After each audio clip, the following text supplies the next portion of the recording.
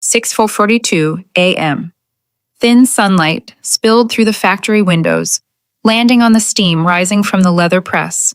The sewing machines hummed steadily, like the heartbeat of an old, loyal creature. The air carried a mix of tanned leather, cold coffee, machine oil, and a hint of burnt plastic.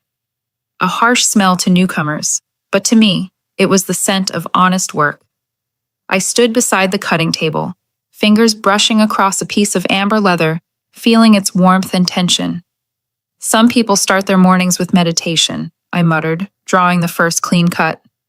I start mine praying the steamer doesn't explode because someone unplugged it to charge their phone. In this workshop, every machine had its own personality. The sewing machine grumbled, the steamer sulked, and the dryer, if you didn't pat it first, would burn everything out of spite. For 20 years, I'd kept them all alive. No titles, no praise, and of course, not a single raise. The last time they reviewed my pay was when flip phones were still a thing. I guess loyalty doesn't come with an inflation rate. Luis appeared from the back, carrying a stack of freshly molded soles, glue still streaking his face. "Morning, boss. You're early today. I'm always earlier than the next disaster," I said. He chuckled, nodding. Classic Ava. The silent backbone. I laughed too. People only call you the backbone when they're about to find a new skeleton to replace you. I watched the line of stitches he was making, slightly off. I adjusted the pedal gently. "Listen to the needle, Luis. It's like jazz. Offbeat is fine, but out of rhythm ruins everything." He laughed. "You're weird, you know that?" I shrugged. The good ones usually are. The office door swung open. A young marketing girl, curls perfectly styled, holding a latte the size of a pitcher, called through the mic, "Can we tone down the sewing noise? We're trying to film a live stream for the brand." I glanced at Luis and whispered, "Sure, maybe we can turn off our heartbeats while we're at it. Keep the audio clean." He nearly choked laughing. I walked down the aisle of old molds, my hand grazing the faded labels, written in my own slanted handwriting from 2005, yellowed now, with time. Every label, every scratch told a story. Just like me, worn, but still standing. In the corner sat my father's old silver cassette radio. I turned it on. Miles Davis drifted out, warped but warm. Luis asked, "Is that your dad's?" I nodded. He used to fix shoes for everyone in the neighborhood. He'd always tell this awful joke. "You can tell a man's soul by the shoes he wears." Luis snorted. "That's terrible," I smiled. "True, though."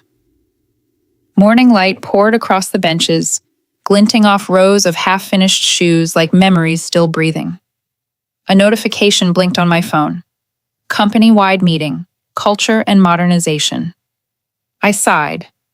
In corporate language, modernization usually means someone who actually knows what they're doing is about to get laid off. I turned Miles up a little louder, letting his trumpet drown out whatever hope was left in me.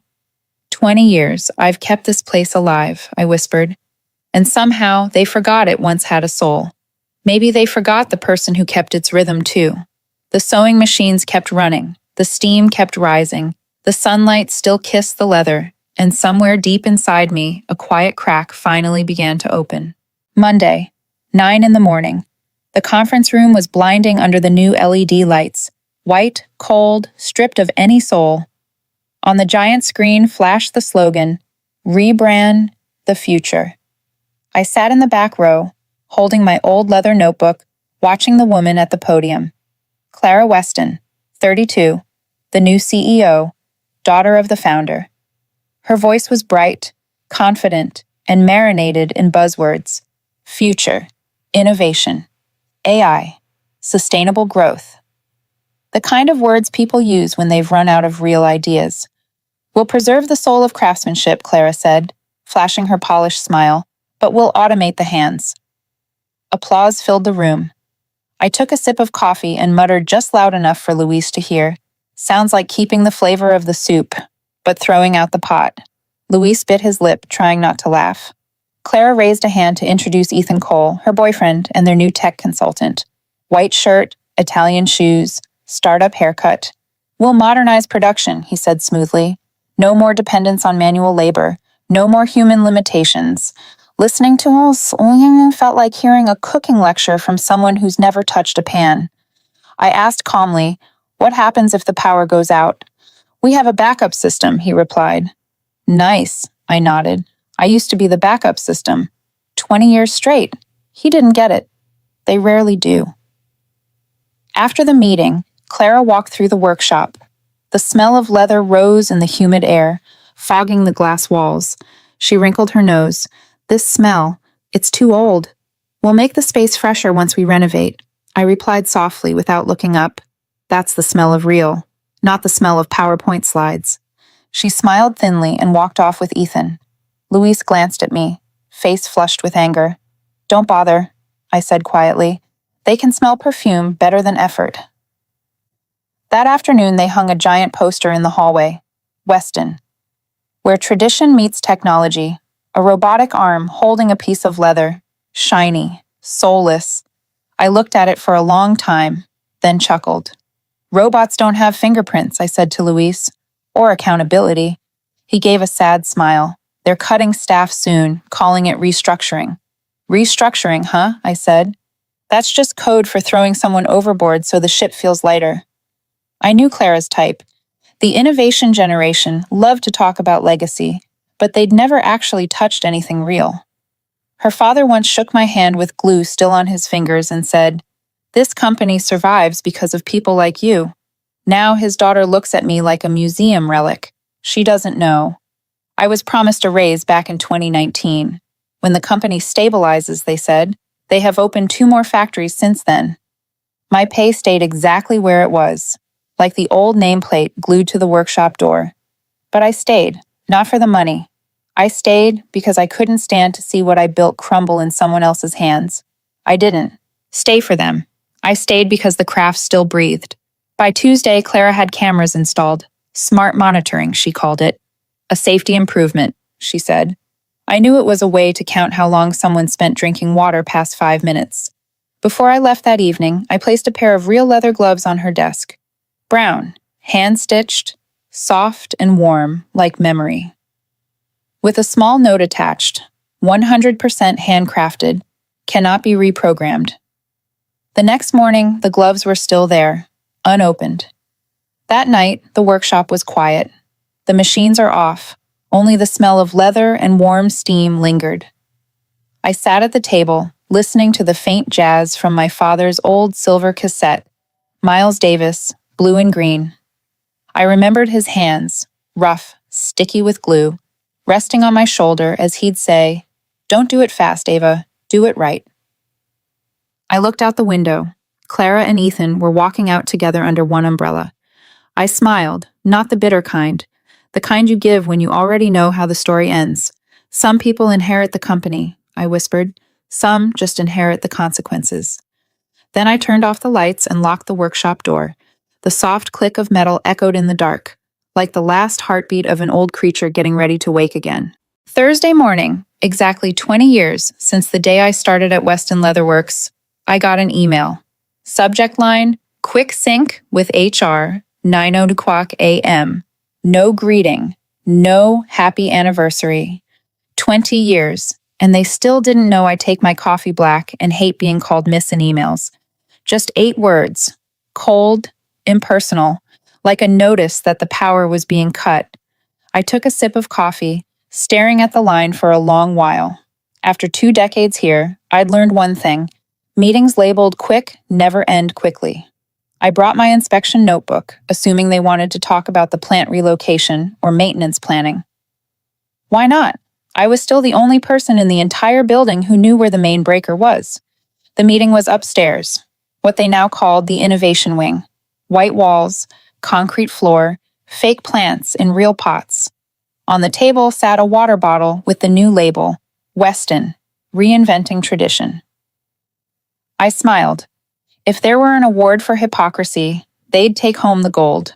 2 people were already there. Clara, beige suit, Mont Blanc pen, polished composure, and Megan, the freshly hired HR rep, was looking at me with that uneasy sympathy of someone about to do something they don't want to, or don't have the power to refuse. Ava, thank you for coming, Clara said, her tone smooth as synthetic silk. This won't take long. Fine by me, I replied. I like things brief. She inhaled, then delivered the line every long-timer dreads, no matter how much they see it coming. We're going in a new direction. I nodded, slowly, taking another sip of coffee. Good. Just make sure that the direction includes paying the electric bill on time. Megan choked on a laugh. Clara didn't. She slid a folder across the table, thick paper, sealed in an envelope with the company logo. This is your severance package. 3 months' pay and insurance through the end of the quarter. I hope you understand. It's part of our restructuring strategy. I opened it. On top, bold letters read, Severance Agreement, Employee, Ava Morales. I chuckled. 2 decades of keeping this place from collapsing, and they still couldn't spell my name right. Z, huh? I said. Must be the upgraded version of me. Silence. Clara extended her hand, smiling that polite, empty smile. I'll need your ID badge and keys, Ava. I looked at her for a moment. 20 years of memories flashed through my head. The blackouts I fixed, the floods I mopped up, the late nights when younger workers called me Miss Ava with genuine gratitude. I reached into my bag and pulled out the brass key ring, 14 keys, each tagged with my own handwriting from 2004. I set them down on the table. The metal clinked, a heavy, echoing sound, like the end of something solid. I met Clara's eyes, my voice calm, almost detached. You sure about this? These keys don't just open doors. She froze for half a second. Sorry? Nothing, I said with a shrug. You'll find out. Megan tried to sound professional, her hands trembling slightly as she pushed the folder toward me. I just need you to sign here to confirm you've returned company property. I signed with one clean stroke, folded the paper, and slipped it into my pocket. I'll keep a copy. For the memories. No one said a word. No thank you. No handshake. No cake. For 20 years. I guess the gratitude budget got cut along with the power bill. Only Clara's eyes met mine, cold, distant, blank as glass after the rain. I stood up. Well, I said, buttoning my coat. That's the most memorable anniversary I've ever had. I closed the door behind me. The automatic lock clicked, a slow, lonely applause. The hallway was empty. The smell of leather drifted up from the shop floor, carrying 20 years of my life with it. I paused by the window and looked down. Luis was at the cutting table. He looked up, met my eyes. I nodded once. He understood. Real workers always do. No words needed. I walked to the parking lot with nothing but my canvas bag and my old notebook. Inside, tucked between yellowed pages, was a photo from my first year at Weston. The whole team around the cutting table, hands sticky with glue, laughing. No one talked about stocks. No one talked about robots. I ran my finger over the photo. They said I was outdated, I murmured, half amused, half bitter. Funny. Even decency has an expiration date now. I got into the car and glanced back at the building through the rearview mirror. The new logo gleamed on the roof. Weston Future Lab. The word future flickered.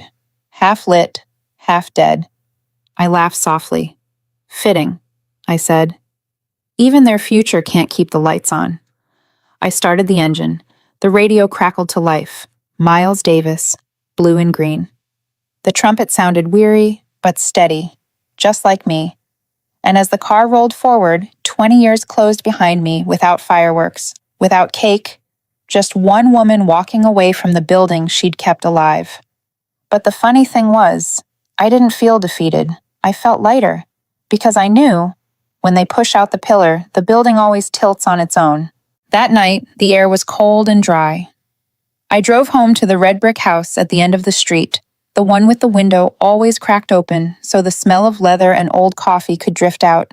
Pepper, my gray mutt, was curled up on the porch, lifting his head when he heard the car. Hey, old friend, I said, bending down to rub his ears. He snorted, then lay back down, as if tired from watching people disappoint each other all day. Inside, the soft yellow lamplight fell across old shoe prototypes, technical notebooks, and sticky notes scattered around the window frame. Don't forget to release the steam valve before sealing. A habit. I wasn't sure who I wrote it for. Maybe just to remind myself I still knew how to do something right. I made a cup of mint tea, set it beside a pile of unsorted papers, and sat down in the wooden chair. The night wind slipped through the cracks in the door, carrying in the scent of dry leather and oak. In that silence, I noticed something I hadn't heard in years: the sound of my own breathing. Beneath the window, by the oak cabinet my father built, sat an old mail chest. I'd kept it, because inside were things people usually forget, but I never did. Contracts, letters, the first production sketches. I pulled it open. The wood creaked softly, and a wave of old paper and varnish filled the air. At the bottom lay a yellow envelope, handwriting faded. From Walter, 2003. I froze for a second. Walter Weston, the founder. Clara's father. He was one of those rare types, sharp mind, honest heart. He used to carry a little leather notebook, pages full of production notes and half-formed ideas. I remembered the first day I met him. He held out a glue-stained hand and smiled. "This lease is just until we get on our feet, Ava. You keep the place running. We'll build something worth keeping." And I believed him. For 20 years, I kept that promise, even after they forgot. I opened the envelope. Inside was the original factory lease from 2003, signed by Walter and me. Back then, he'd asked me to co-sign the lease as a technical co-founder, so the workshop would stay separate from his personal assets. I'd nearly forgotten all about it. On the second page, in tiny print at the bottom corner, it read, Clause 7B. Failure to renew within 30 days of expiry will result in automatic reversion of property rights to leaseholder. I blinked. Leaseholder, that was me. I glanced at the calendar on the wall. The 31st had passed, 3 days ago. I set my cup down, my palms suddenly warm. I read the line again, slower this time.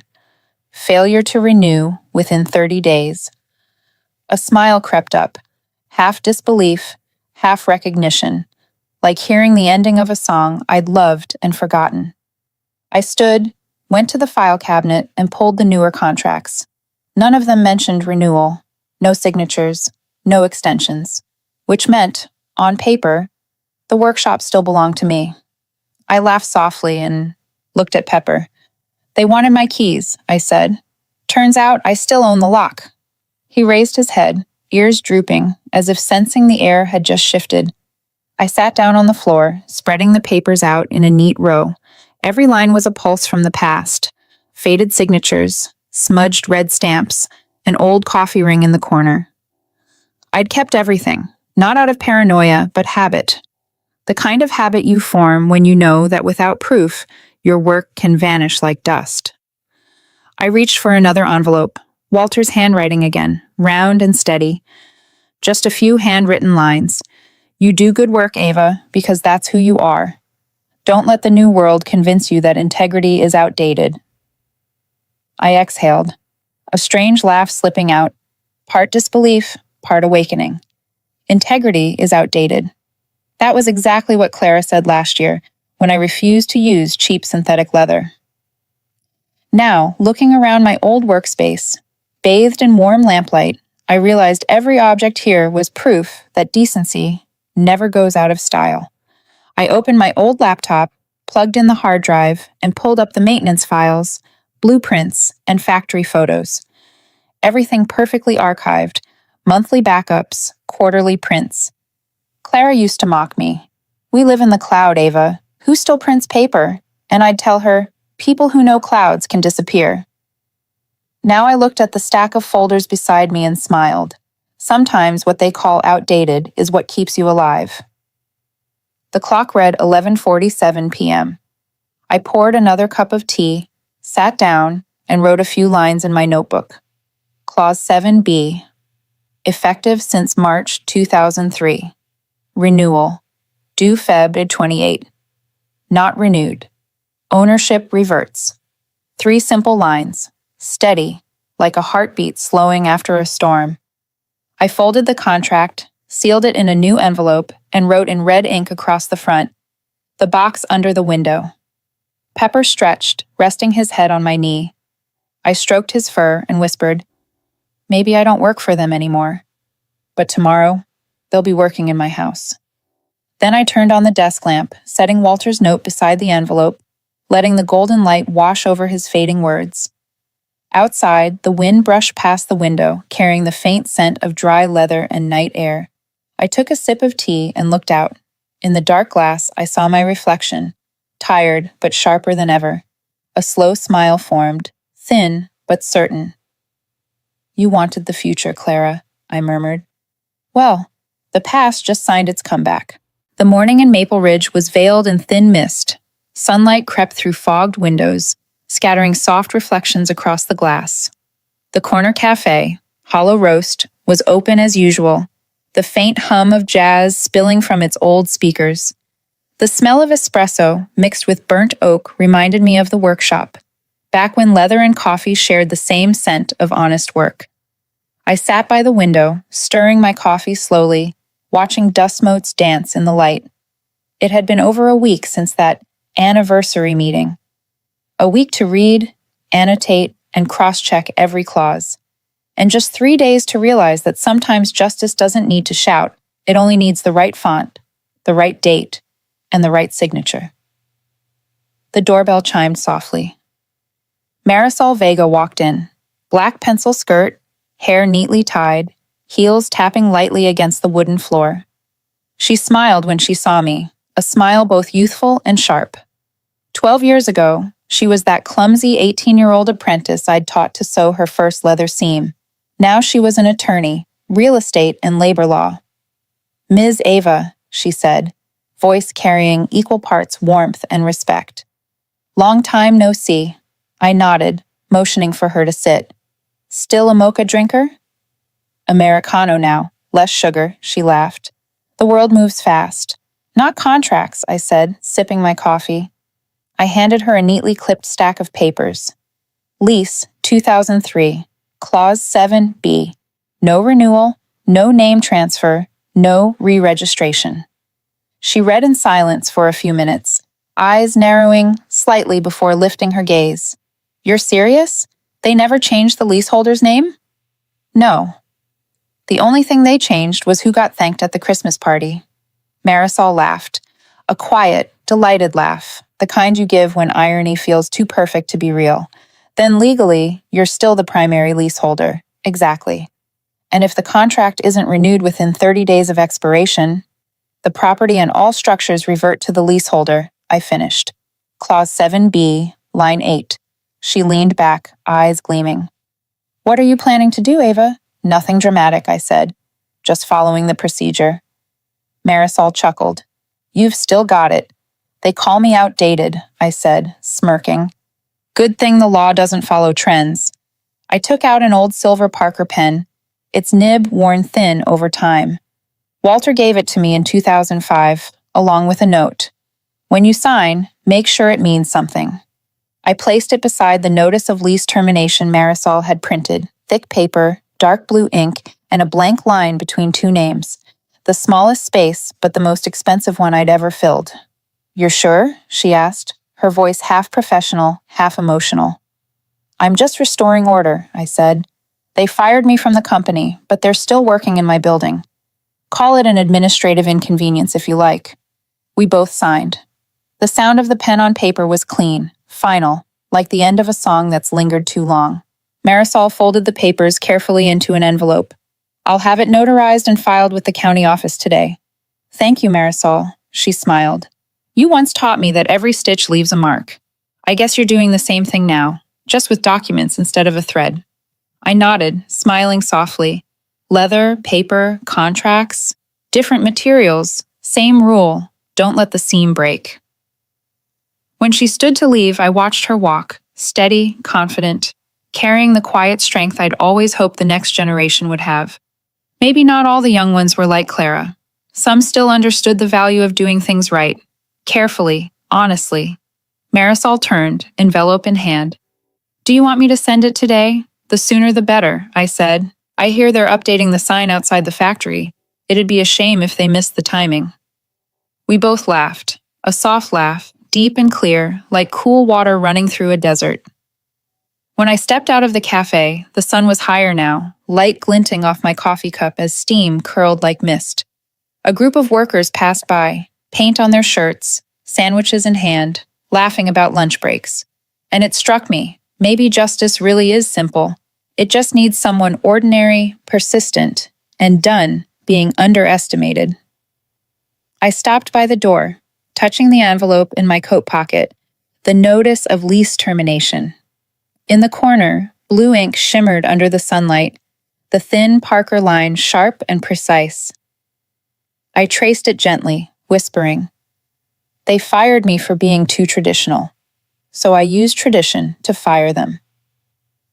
A morning breeze passed, rustling the receipt in my hand. Above me, sunlight bounced off the cafe window, catching the blue ink, making it glimmer like fate's quiet smile. I walked down the sidewalk, my old black shoes tapping softly against the stone. Pepper would be waiting at home, and I could already picture him tilting his head, asking with his eyes, "Another long day?" But today didn't feel long. It felt bright. I knew the game wasn't over, but this time I wasn't a piece on their board anymore. I was the one holding the pen, and this time I knew exactly where to sign. Monday morning, 8:05. Sunlight streamed through the frosted glass of the leather workshop, reflecting off the polished concrete floor. Clara Weston, dressed in a crisp white linen dress, stood perfectly framed in front of the live stream camera, her smile adjusted to pixel precision, like something cut straight out of Photoshop. Behind her, a massive banner read, "Weston Fall Collection, Tradition Reimagined." The cameras rolled, marketing staff circled around her, eyes glued to their phone screens, the ring light shining in their pupils like part of a sacred tech ritual. The air was thick with perfume and ambition. Clara lifted a pair of caramel leather shoes toward the lens. "Every stitch tells a story," she said, her voice confident, her eyes glowing. I nearly laughed. If I hadn't known that in a few minutes, she'd be telling a very different story. Outside the glass doors, a gray truck pulled up. On the side, the seal of Redwood County, Department of Civil Enforcement. Two officers stepped out, each holding a large sheet of paper mounted on cardboard, printed at the top in bright red, "Notice to vacate, 72 hours. Failure to comply will result in legal enforcement of property reversion under Lease Clause 7B. One officer walked to the main entrance, peeled the tape, and smoothed the notice right over the brand new company logo, Weston Future Lab. The sound of the tape, sharp and final, cut through the air like a gavel striking in court.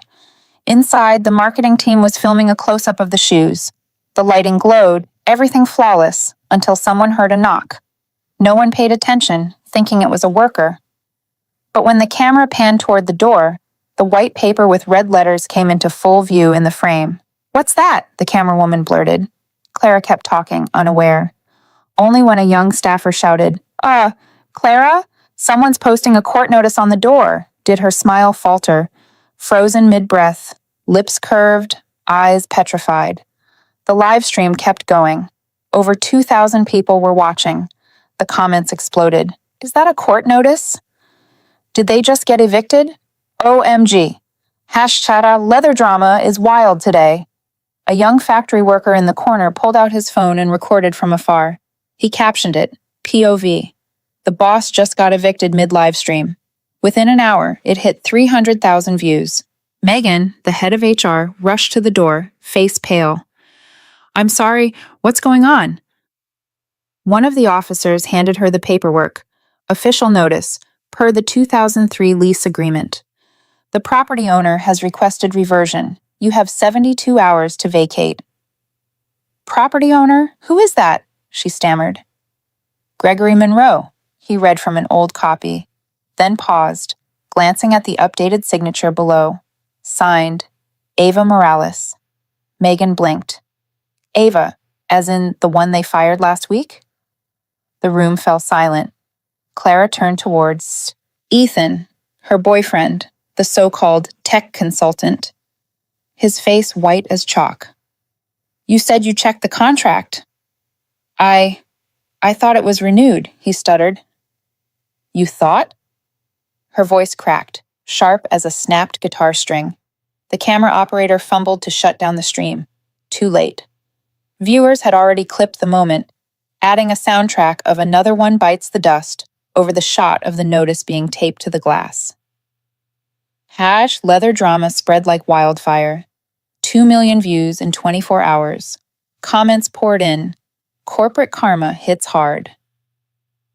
She fired the woman who owned the lease, the most stylish eviction ever. Across town, I was in my small kitchen, pouring mint tea. Pepper lay at my feet, tail thumping softly whenever he heard the kettle whistle. On my laptop screen, the #leather drama clip replayed on loop. Subtitles blaring. Live. Weston. Leatherworks gets eviction notice midstream. I watched Clara frozen in front of the door, her face ghost pale under the ring light. I stirred my tea, smiling faintly. Guess I finally made it into their social media strategy. A message popped up from Marisol. Viral in under 6 hours. You owe me coffee. I typed back, make it 2. You just saved tradition twice. I switched to the local newsfeed. The anchor's voice carried the giddy tone of a sports commentator. The company has been ordered to vacate within 72 hours after discovering that the property lease still belongs to former chief engineer Eva Morales. Outside the factory, a reporter called out, Ms. Weston, is it true the lease was never renewed? Clara gripped her purse, forcing a smile that barely held. We're handling it, she said, voice trembling. I leaned back in my chair, tea in hand, gazing out the window. A light breeze drifted through, carrying the scent of mint and sunlight. I murmured to myself, the algorithm finally did something right. Pepper lifted his head, eyes round and curious, as if asking, So, it's over? Not yet, I said, scratching his ear. But almost. By noon, #leather drama had climbed to the top of trending. Someone posted a meme of me sipping tea with the caption, She brewed revenge and mint tea at the same time. Another comment read, I've never seen karma run this efficiently. And one more, she didn't yell, she didn't sue, she just filed. I laughed. For once, the internet got the story right. That afternoon, Marisol called. You okay? I'm fine, I said calmly. They're the ones who will need new storage soon. The press is calling it the classiest eviction in county history. Let's not exaggerate, I said. I just followed the law. Having taste helps, but paperwork wins. Marisol laughed through the phone. You know, your clip's making people recheck their leases. You might have started a movement, Lease Awareness Month, I chuckled. Maybe I should print the shirts. By sunset, I shut the laptop and turned on my old radio. Miles Davis again. So what? The trumpet floated, lazy and unbothered, perfectly sarcastic. I leaned back, shoulders softening. No loud revenge, just timing, silence, and the law. They fired me for being too traditional. I took one last sip of tea, a slow smile spreading across my face. So I used tradition to fire them. The final rays of sunlight hit the rim of my mug, glinting like the universe nodding back. Justice served, with mint and silence. Afternoon light streamed through the kitchen window, glinting off the pair of leather shoes I was polishing. Dark brown, slightly worn at the heel, but still soft and warm, like the hands of someone who respects their craft. Pepper lay at my feet, breathing slowly, unconcerned with the world burning outside. The phone buzzed. Unknown number. The old office area code. I wiped my hands dry and answered. Hello? Silence for a few seconds. Then a trembling voice came through, trying to sound composed, but I knew that panicked tone too well. The sound of someone who's lost control. You can't do this, Ava, I smiled. Good afternoon, Clara. Don't you use that tone with me. Do you have any idea we're in the middle of our product launch? You're destroying a 20-year brand. I set the cloth down on the counter, calm. Oh, I didn't. The lease did. She went quiet for a beat. I could almost picture her face, trying to decide what exactly had beaten her, the law, bad luck, or karma. Then her voice flared. You blindsided us, Ava. This is petty. It's vindictive. No, I cut in, voice even, sharp as a fine blade. I just stopped carrying your weight quietly. Silence. A long, ragged exhale on the other end. Anger or despair, I couldn't tell. Do you have any idea how much this is costing us? Clara's voice cracked. Investors are threatening to pull out, the press is everywhere, and my legal team— I lifted my mint tea, took a sip. That's rough. First time learning what accountability feels like? Ava, I'm trying to save my father's company. Her tone softened, tired now. He used to say you were a good person. I want to believe that.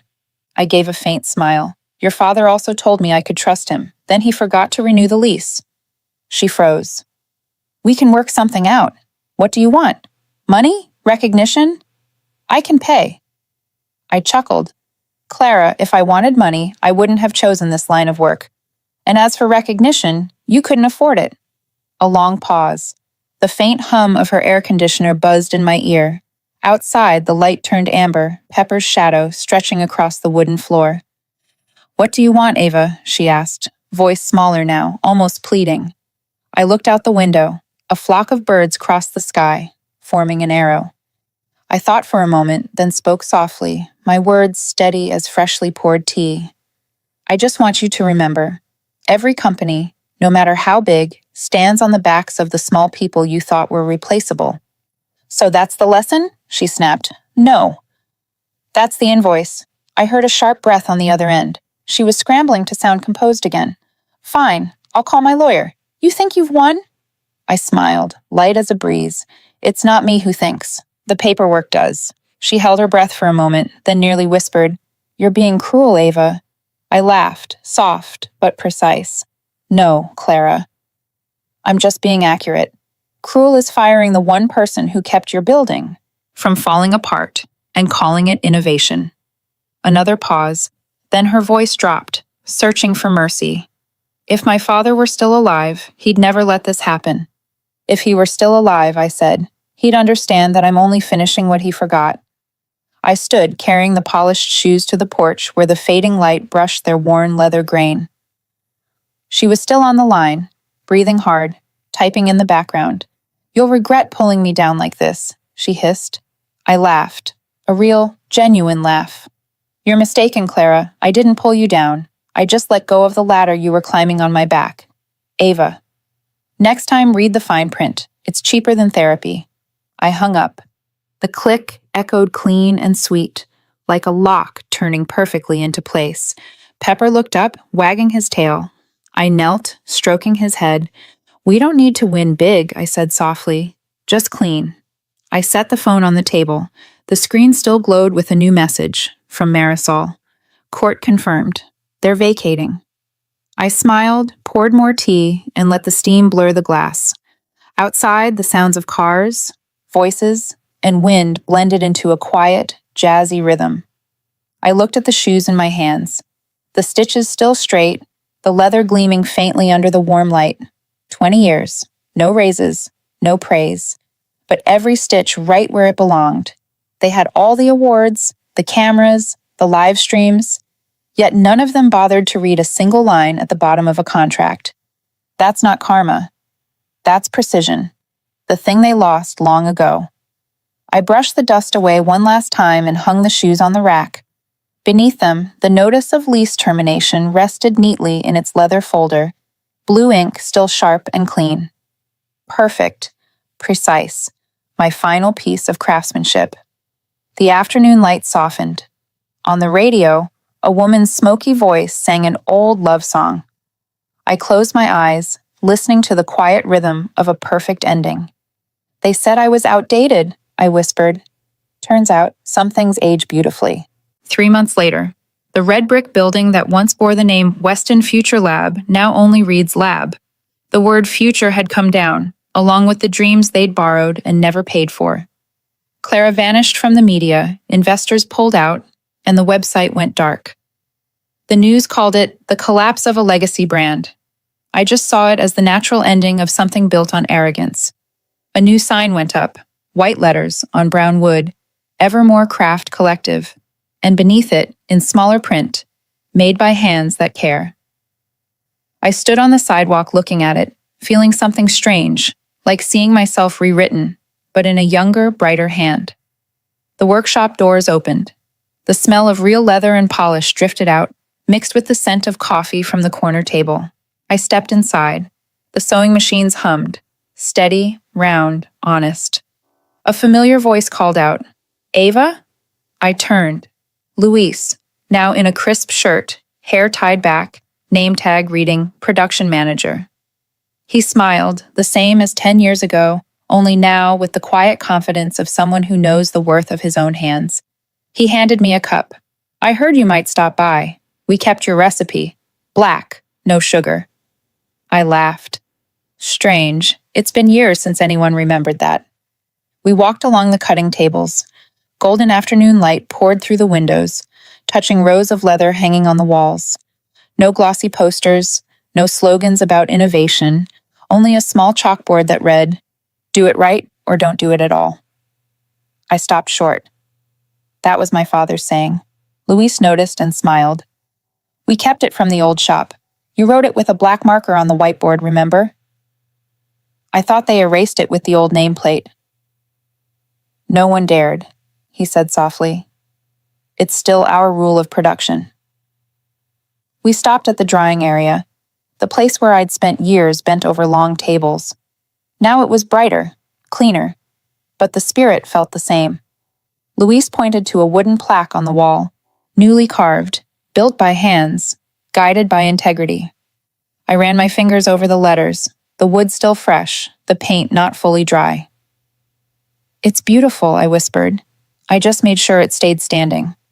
Luis shook his head. "No, Ava. You built it. We're just making sure it keeps breathing." I sat in the old metal chair by the window, the same one I used to sit on, checking every stitch by hand. The afternoon light slanted through the air, dust swirling like memories half awake.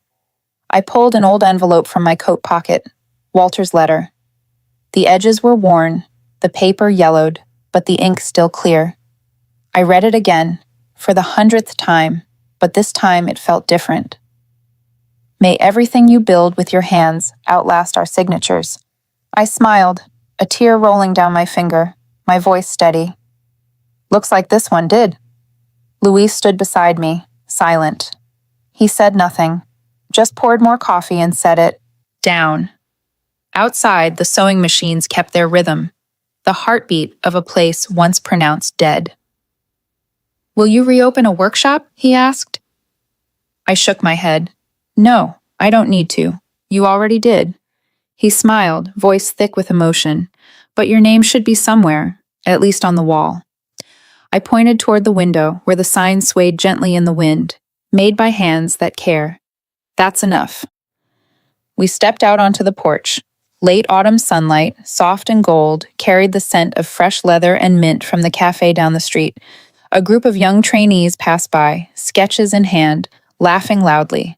Luis watched them, proud, a little anxious. "The new generation," he said. "They move too fast sometimes." "They'll learn," I said.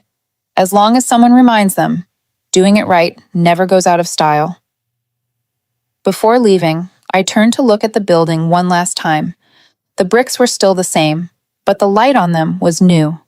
And I realized, some creations don't need their maker's name, only their maker's values. I stepped down the stairs. Pepper ran from across the street, tail wagging.